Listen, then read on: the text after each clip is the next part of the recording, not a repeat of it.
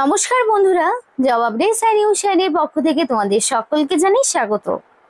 তো বন্ধুরা, আজকে কথা বলবো সম্পূর্ণ একটি নতুন ইনফরমেশন নিয়ে, যেটা ওয়েস্ট বেঙ্গল মিউনিসিপাল সার্ভিস কমিশনের পক্ষ থেকে WBMSCর পক্ষ থেকে বেরিয়েছে। আর এখানে তোমাদের 3 ধরনের ক্যাটাগরির প্রার্থীদেরকে নিয়োগ করা হচ্ছে। নোটিফিকেশন 3 ধরনের রয়েছে, 3টে নোটিফিকেশন একসাথে আউট হয়েছে এবং তোমরা রাজ্যের যে কোনো জেলা থেকে অ্যাপ্লিকেশন করতে পারবে। 23 জেলা থেকে অ্যাপ্লিকেশন করার সুযোগ রয়েছে পশ্চিমবঙ্গের, এবং ছেলে হোক কিংবা মেয়ে প্রত্যেকেই তোমরা আবেদন করতে পারবে। বেতন কাঠামো খুব ভালো মানের রয়েছে, উচ্চ মানের বেতন রয়েছে। আর এই ভিডিওর মাধ্যমে সেই সম্পূর্ণ A to Z আলোচনা করব তোমাদের সাথে। কি পোস্টে কি কোয়ালিফিকেশনে নিয়োগ করা হচ্ছে সেই সবটাই তোমাদেরকে ভিডিওর মাধ্যমে দেখাবো। তো ডিটেলস দেখতে হলে সম্পূর্ণ ভিডিওটি দেখতে হবে। আর তার আগে তোমাদের প্রত্যেকের কাছে একটাই রিকোয়েস্ট জানাতে চাই যে যারা এখনো আমাদের এই চ্যানেলটিকে সাবস্ক্রাইব করোনি তারা ঝটপট চ্যানেলটিকে সাবস্ক্রাইব করে পাশে থাকা বেল আইকনটি ক্লিক করে দাও, যাতে করে পরবর্তী সমস্ত ইনফরমেশন পেয়ে যেতে পারো। তো চলো বন্ধুরা, দেরি করবো না, এবার সরাসরি অফিসিয়াল নোটিশ নিয়ে ডাইরেক্ট বিস্তারিত আলোচনা তোমাদের সাথে শুরু করব। তো ফার্স্ট অফ অল বলতে চাই, এখানে অনলাইন অ্যাপ্লিকেশন করতে হবে এবং অনলাইন অ্যাপ্লিকেশন করার জন্য একটা নির্দিষ্ট সময়সীমা রয়েছে। Last date of for registration of online application process 22/9/2025, অর্থাৎ 22শে সেপ্টেম্বরের মধ্যে তোমাকে কমপ্লিটলি অ্যাপ্লিকেশন সাবমিট করতে হবে।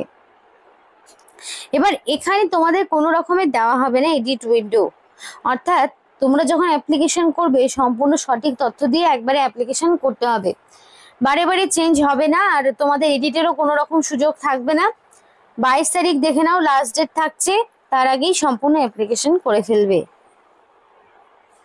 এবার অ্যাপ্লিকেশনের ক্ষেত্রে কি কি মান্যতা তোমাদের দেখতে হবে, দেখে নাও। Submission of more than one application for one particular post is strictly prohibited.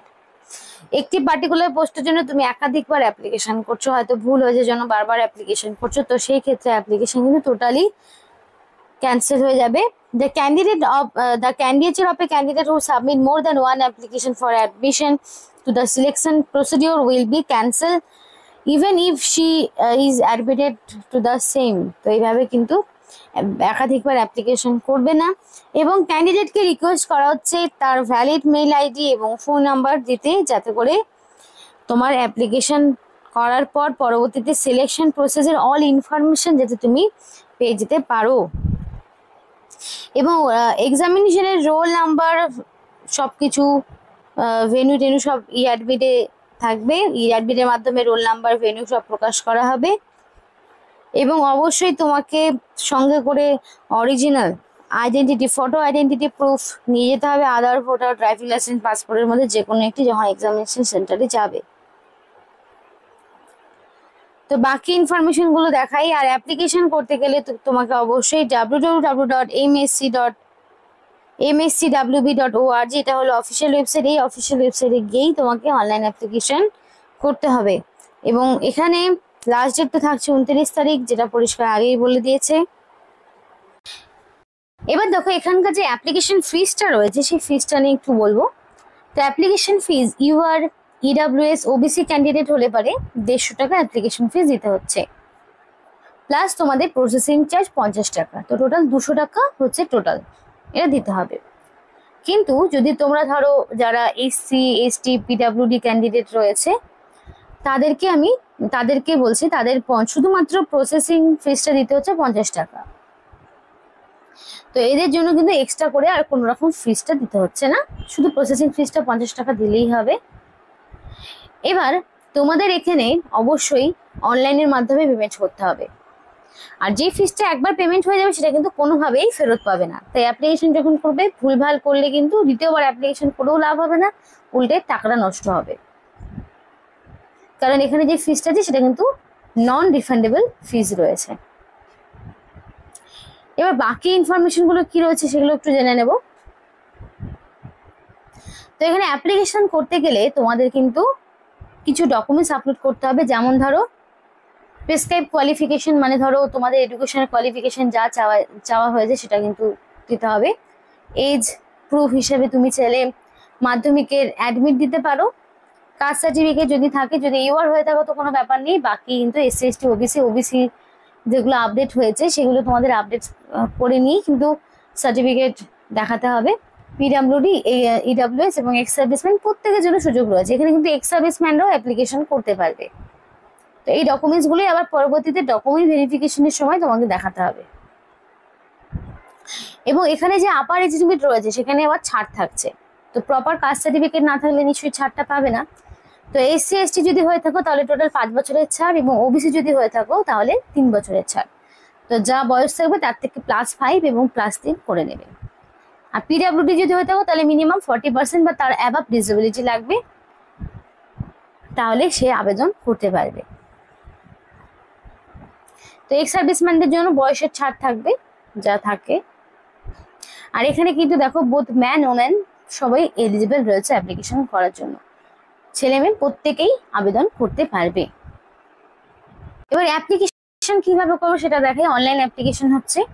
তো অনলাইন অ্যাপ্লিকেশন করার জন্য ফার্স্ট অফ অল তোমাকে এখান থেকে পোস্ট সিলেক্ট করে নিতে হবে এবং এন্টার অ্যাপ্লিকেশন নাম, serial number, application serial number রয়েছে সেটা কিন্তু তোমাদের আগে পোস্ট তোমরা সিলেক্ট করে নিলে সেখান থেকে পেয়ে যাবে।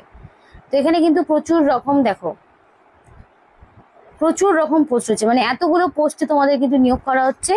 তো সেই অনুযায়ী তোমাদের কিন্তু সিলেক্ট করতে হবে, একটা পোস্ট তোমাদের চুজ করতে হবে। তারপরে এখানে অ্যাপ্লিকেশন নাম্বার সেই মতো চলে আসবে।